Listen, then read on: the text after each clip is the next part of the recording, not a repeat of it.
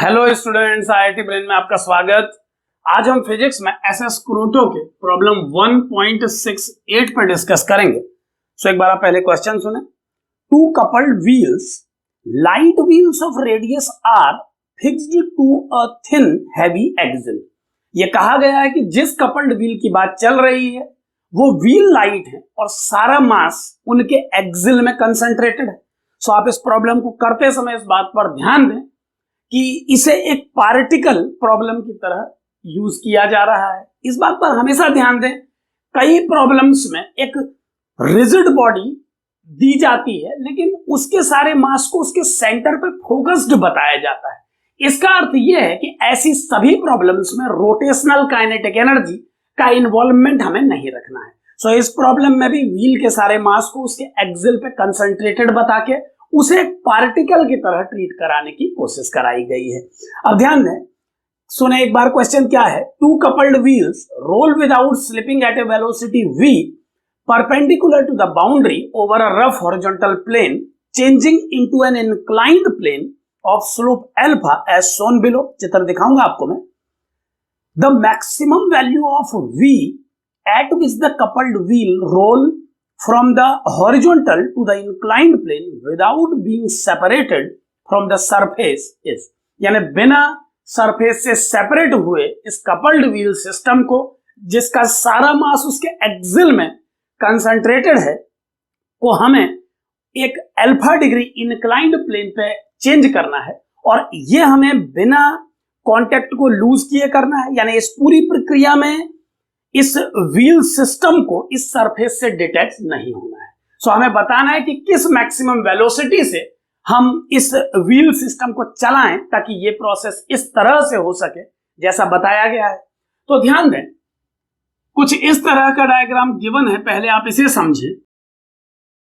एक व्हील इस सरफेस पे मूव कर रही है। मैं इस जंक्शन पर इसका पिक्चर बनाने की कोशिश करूंगा, आप इस पर ध्यान दें। कुछ इस तरह से मान लें ये व्हील सिस्टम इस जंक्शन पे पहुंचा है और अब हमें इसे इस अल्फा डिग्री इंक्लाइंड प्लेन पे चेंज करना है।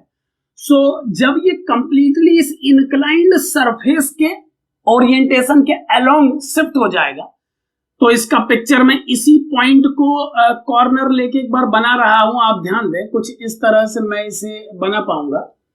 यानी इन दोनों पिक्चर्स को आप ध्यान से समझें कि इस पहले पिक्चर में मैंने इसे कंप्लीटली इस हॉरिजॉन्टल सरफेस पर रखा है और अब कंप्लीटली मैं इसे इस इंक्लाइंड सरफेस पर रख रहा हूं।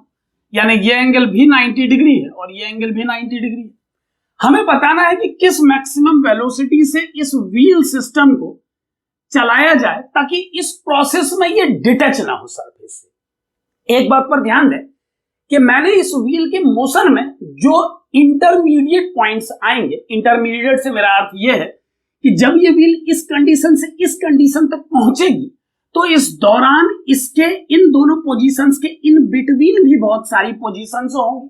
मैंने उन आर्बिट्रेरी पोजीशंस की बात नहीं की। तो इसका रीजन समझें कि अगर मैं इस इनिशियल और इस फाइनल पोजीशन के बीच में इस क्वेश्चन को सॉल्व कर लेता हूं और विदाउट डिटैचमेंट की कंडीशन को ये फाइनल पोजीशन भी सेटिस्फाई कर देती, तो आप समझ सकते हैं कि जो इंटरमीडिएट पोजीशंस होंगी उनमें तो ये सेटिस्फाई हो ही जाएगा। ये बात आप जानते हैं कि जैसे जैसे ये व्हील इस प्लेन सरफेस से इस इंक्लाइंड सरफेस पर चेंज होगी वैसे वैसे ग्रेविटेशनल पोटेंशियल एनर्जी के काइनेटिक एनर्जी में कन्वर्ट हो जाने के कारण इसकी वेलोसिटी इंक्रीज होगी, उसका मैग्नीट्यूड इंक्रीज होगा।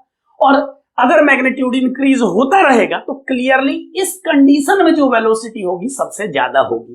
अगर उस वेलोसिटी पर भी ये इस कांटेक्ट को लूज नहीं होने दे रहा है तो इसका सीधा अर्थ यह है कि इन बिटवीन पोजीशंस में किसी प्रकार का कोई खतरा नहीं है। सो मैं इस प्रॉब्लम को इस फाइनल कंडीशन और इस इनिशियल कंडीशन के बीच में सॉल्व करना चाहूंगा। अब ध्यान दें, जब ये व्हील इस सरफेस पे मूव करती हुई इस पोजीशन से इस पोजीशन तक आएगी, मैं इन दोनों पोजीशंस के बीच की बात कर रहा हूं, आप ध्यान दें, तो इस केस में इस जॉइंट पे लगने वाले नॉर्मल रिएक्शन या फ्रिक्शन की अगर हम बात करें तो उनके द्वारा किसी प्रकार का कोई वर्क नहीं होगा। आप जानते हैं कि पॉइंट ऑफ एप्लीकेशन का मोशन जरूरी होता है किसी फोर्स के द्वारा वर्क करने के लिए। सो नॉर्मल रिएक्शन और फ्रिक्शन वर्क नहीं करेंगे। सो कंप्लीटली इस प्रोसेस में ग्रेविटेशनल पोटेंशियल एनर्जी ही काइनेटिक एनर्जी में चेंज होगी। सो वर्क एनर्जी थ्योरम से एक इक्वेशन हमें सिंपली मिल जाएगा। सबसे पहले हम उस इक्वेशन को बनाना चाहेंगे। तो मान लीजिए इस सेकंड पोजीशन में इस व्हील सिस्टम की वेलोसिटी का मैग्नीट्यूड v डैश हो जाता है। तो इस इनिशियल और फाइनल पोजीशन के बीच में वर्क एनर्जी थ्योरम का स्टेटमेंट होगा half mass of the system into v dash square minus half m v square equal to work done by all forces. अब ध्यान दें कि ऑल फोर्सेस में केवल ग्रेविटेशनल फोर्स ही वर्क कर रहे हैं। सो ग्रेविटी के द्वारा किए गए वर्क डन को हमें कंसिडर करना होगा। एक बात पर और आए कि इस एंगल को अल्फा होना चाहिए और ये बहुत सिंपल है समझना। इस अल्फा के कारण ये 90 माइनस अल्फा है। सो ये अल्फा हो जाएगा और इस अल्फा की हेल्प से हम इस हाइट को radius of the wheel into cos alpha के रूप में प्रेजेंट कर पाएंगे। यहां पर ध्यान दें कि व्हील का रेडियस स्मॉल r गिवन है, मैं यहां लिख दे रहा हूं। सो इसे r कॉस अल्फा मानते हुए इस डिस्प्लेसमेंट को, वर्टिकल डिस्प्लेसमेंट को हम लिख पाएंगे r minus r cos alpha.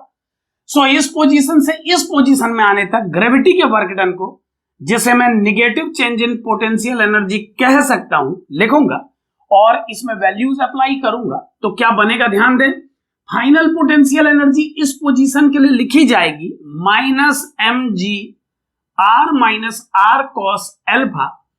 यहां पर ध्यान दें इसे लिखते समय इस व्हील की इनिशियल पोजीशन में उसके सेंटर के लेवल को रेफरेंस लेवल माना गया है। सो इसे रेफरेंस लेवल मानते हुए मैंने इसे माइनस में पोटेंशियल एनर्जी दी है इस पोजीशन के लिए और इनिशियल पोटेंशियल एनर्जी के रूप में मैं लिखूंगा 0। एक बात पर और ध्यान दें, कई बार स्टूडेंट इस तरह की प्रॉब्लम जब करता है तो क्वेश्चन को ध्यान से रीड ना किए होने के कारण यह बात उसके माइंड में आती है कि सर ये तो एक रिजिड बॉडी है, इसकी रोटेशनल काइनेटिक एनर्जी भी लिखनी चाहिए। लेकिन ध्यान दें क्लियरली इस प्रॉब्लम में मेंशन किया गया है कि ये बाय शेप बाय ज्योमेट्री एक व्हील है, लेकिन इसका कंप्लीट मास इसके एक्सिल में फोकस्ड है। सो हमें इस प्रॉब्लम में इसे एक पार्टिकल की तरह ट्रीट कराना होगा। ऐसा इस प्रॉब्लम में ही नहीं हो रहा है। आप ये जानते हैं कि क्रोटो की कई प्रॉब्लम्स में बॉडी कह करके पार्टिकल कंसेप्ट को यूज किया जाता है। इससे पहले भी एक प्रॉब्लम में जब एक ग्रिड सिस्टम के ऊपर हम एक व्हील को चला रहे थे तो ये बोला गया था कि इसका कंप्लीट मास इसके सेंटर पर कंसंट्रेटेड है। तो जब आप एक प्रॉब्लम को सॉल्व करते हैं तो केवल ज्योमेट्री दिए होने से उसे रोटेशनल काइनेटिक एनर्जी न दें, यह बात पर ध्यान देना होगा कि मास पूरी बॉडी में डिस्ट्रीब्यूटेड है या किसी एक पॉइंट पर फोकस्ड है। सो इस प्रॉब्लम की रिक्वायरमेंट के अकॉर्डिंगली मैं इसे सॉल्व कर रहा हूं। आप ध्यान दें, अगर इसे एक व्हील कहा गया होता और इसके मास को कंप्लीटली डिस्ट्रीब्यूट किया गया होता थ्रू आउट द सरफेस तो हमें रोटेशनल काइनेटिक एनर्जी को यहां पर इंक्लूड करना पड़ता। अब ध्यान दें, चेंज इन काइनेटिक एनर्जी को मैंने work done by all forces लिख दिया है और अब इस स्टेटमेंट को फाइनली और इजी फॉर्म में मैं लिख पाऊंगा half m b dash square minus half m b square equal to m ji are 1 minus cos alpha. So कुछ इस तरह से वर्क एनर्जी थ्योरम से हमें एक इक्वेशन मिलेगी और अब इसके डिटच न होने की कंडीशन हमें उस पर जाना होगा। तो जैसा हमने डिस्कस किया था कि जब ये व्हील इस इनिशियल पोजीशन से स्टार्ट करेगी तो ये इस इंक्लाइंड प्लेन पर धीरे धीरे उतरेगी और इस इंक्लिनेशन एंगल का वैल्यू यानी कि इसके सेंटर को इस जंक्शन से ज्वाइन करा के मैं जो लाइन बना रहा हूं उसका अल्फा जो यहां पर दिखाई दे रहा है इस चित्र में, ये धीरे धीरे इंक्रीज होगा। अल्फा की फाइनल वैल्यू को इस सरफेस में आने तक अल्फा माना गया है, लेकिन आप समझ सकते हैं कि ये अल्फा फाइनल स्टेट के लिए लिखा जा रहा है। अगर हम इसे एक आर्बिट्रेरी पोजीशन पे थीटा लिखें तो क्लियरली ये थीटा बढ़ता जाएगा और हम जानते हैं कि जैसे जैसे थीटा बढ़ता जाएगा वेलोसिटी बढ़ती जाएगी। सो अगर इस फाइनल पोजीशन में जब ये दूसरे सरफेस पे स्विच हो गया है, ये कांटेक्ट को मेंटेन कर पाया है सक्सेसफुली, तो क्लियरली बीच के मिड पॉइंट्स पर in between the two conditions ये ऐसा कर ही पाएगा। ये क्लियर है क्योंकि इसकी वेलोसिटी फाइनल वेलोसिटी से कम होगी। सो अब इस फाइनल पोजीशन पर अगर मैं इसके डिटैच न होने की कंडीशन के लिए डायनेमिक्स का हेल्प लूं तो क्या कंडीशन बनेगी समझे। एक नॉर्मल रिएक्शन इस व्हील पर परफॉर्म करेगा जो कि सेंटर से कुछ इस तरह से पास होगा। एक फोर्स इसका mg होगा जो कुछ इस तरह से एक्ट करेगा और हमें इसका कंपोनेंट इस लाइन के अलोंग चाहिए, तो इस एंगल के अल्फा होने से ये अल्फा होगा और इस mg के कंपोनेंट को हम लिख पाएंगे mg cos अल्फा। दूसरा कंपोनेंट mg sin अल्फा इस तरफ होगा, लेकिन हम डायनेमिक्स केवल इस लाइन के अलोंग रेडियल डायरेक्शन में लगाएंगे, सो हमें mg cos अल्फा का ही रिक्वायरमेंट। अब ध्यान दें इस पोजीशन पर ये व्हील v डैश वेलोसिटी से पहुंची है और इसके सारे मास को इस पॉइंट पर फोकस्ड बताया गया है, तो क्लियरली हम ये कह सकते हैं कि एक पार्टिकल सर्कुलर मोशन कर रहा है इस पॉइंट को अपना सेंटर मान के। सो अगर मैं इस पॉइंट के अबाउट इसके सर्कुलर मोशन को एक्सप्लेन करूं और ये मानूं कि ये इस जॉइंट से डिटैच नहीं हो रहा है, अगर मैं मान लूं कि ये व्हील इस सरफेस को नहीं छोड़ रहा है, तो क्लियरली इस सरफेस के एक्सेलरेशन के जीरो होने के कारण इस व्हील का एक्सेलरेशन भी इस लाइन के अलोंग जीरो होगा। और अगर व्हील के इस पॉइंट का एक्सेलरेशन इस लाइन के अलोंग जीरो है, तो इस पॉइंट के रिस्पेक्ट में इस पॉइंट के एक्सेलरेशन को v dash square upon r कहा जा सकेगा। और इसे एक्सेलरेशन मानते हुए अगर इक्वेशन लिखी जाएगी तो क्या इक्वेशन बनेगी, ध्यान दें, यह होगी mg cos अल्फा जो कि इनवर्ट डायरेक्शन में है माइनस n जो कि आउटवर्ड है, और इन फोर्सेस का डिफरेंस होना चाहिए m into acceleration of this point with respect to this point. और चूंकि इस पॉइंट का एक्सेलरेशन इस लाइन के अलोंग जीरो है, तो इस लाइन के अलोंग इसके रिस्पेक्ट में इसका एक्सेलरेशन हम लिख पाएंगे v dash square upon r। आप जानते हैं कि सेंट्रीपिटल एक्सेलरेशन को v स्क्वायर अपॉन r फॉर्मूले से दिया जा सकता है और इसमें एक मास का मल्टीप्लिकेशन करना होगा, क्योंकि हम जानते हैं नेट फोर्स को ma होना चाहिए। अब इस तरह की इक्वेशन हमें मिली है। इस कंडीशन में डायनेमिक्स के अकॉर्डिंगली एक बात पर ध्यान दें, हमें मैक्सिमम वेलोसिटी कैलकुलेट करनी है, हमें v की मैक्सिमम वैल्यू कैलकुलेट करनी है। तो ध्यान दें अगर v को मैक्सिमम बनाना है तो हमें v की बड़ी वैल्यूज के लिए ऐसी सिचुएशन अराइज करनी होगी कि जब ये व्हील इस दूसरे इंक्लाइंड प्लेन पर शिफ्ट हो तो इसका नॉर्मल जस्ट उस इंस्टेंट पे जीरो हो जाए। आप ध्यान से समझें कि अगर ये व्हील इस सरफेस से इस सरफेस पर स्विच होते समय अपने नॉर्मल की नॉन जीरो वैल्यू दिखाता है, तो इसका सीधा अर्थ यह है कि और ज्यादा वेलोसिटी से भी इसे स्टार्ट कराया जा सकता था। सो अब अगर मैं इस इक्वेशन को रीअरेंज करके कुछ इस तरह से प्रेजेंट करूं कि हम n का वैल्यू लिख सकें, तो n का वैल्यू क्या होगा, आप ध्यान दें, यह होगा mg cos alpha minus mv dash square by r। और मैं n को इसकी लिमिटिंग वैल्यू यानी कि जीरो तक पहुंचाना चाहूंगा। हम जानते हैं कि कांटेक्ट बना रहे और v मैक्सिमम हो, इसके लिए हम ये चाहेंगे कि जब ये व्हील इस सरफेस पे स्विच हो जाए तो इसका नॉर्मल जीरो हो जाए या जस्ट जीरो के इक्विवेलेंट हो जाए, मिनिमम वैल्यू तक पहुंच जाए। सो मैं इस नॉर्मल की वैल्यू को जीरो के इक्वल या जीरो से ग्रेटर कह सकता हूं। सो मुझे जो इक्वेशन मिलेगी इस केस में वो होनी चाहिए mg cos alpha minus mv dash square by r जो कि नॉर्मल के बराबर है। और चूंकि नॉर्मल को जीरो या उससे बड़ा कहा जा सकता है, तो जो इसके इक्वल है उसे भी जीरो से बड़ा या बराबर कहा जा सकता है। यानी इस दूसरी कंडीशन के सेटिस्फाई होने पर यह व्हील बिना किसी जंप के इस सरफेस से इस सरफेस तक स्विच हो पाएगा। अब इन दोनों कंडीशंस की हेल्प से मुझे आउटकम निकालना है, तो आप ध्यान दें इस इक्वेशन से v डैश स्क्वायर की वैल्यू को हम कुछ इस तरह से लिख पाएंगे, आप ध्यान देते रहें, ये होगी v dash square is less than और इक्वल टू rg cos अल्फा। ये आप क्लियर समझ सकते हैं कि v डैश स्क्वायर या तो इतना होना चाहिए या इससे कम होना चाहिए, तो यही इसकी अपर लिमिट को प्रेजेंट करता है। सो अगर मैं v डैश स्क्वायर के प्लेस पे इस इक्वेशन में rg cos अल्फा अप्लाई करता हूं, तो क्लियरली इस बड़ी वैल्यू के आने पर या ये कह लीजिए कि v डैश स्क्वायर की मैक्सिमम वैल्यू को यूज करने पर इस लेफ्ट टर्म को राइट टर्म से बड़ा हो जाना चाहिए। और अगर मैं इस एक्सप्रेशन को लिखूं तो ये क्या बनेगा, आप ध्यान दें, मैं ये सब यहां से हटा रहा हूं, इस पर हम डिस्कशन कर चुके हैं।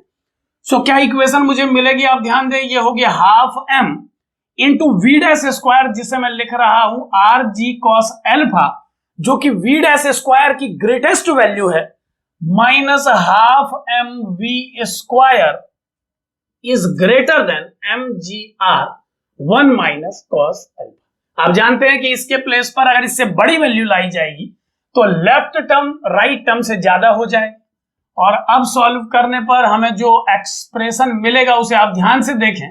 मैं कंप्लीट इक्वेशन को 2 से मल्टीप्लाई कर रहा हूं इस स्टेप में, आप नजर बनाए रखें।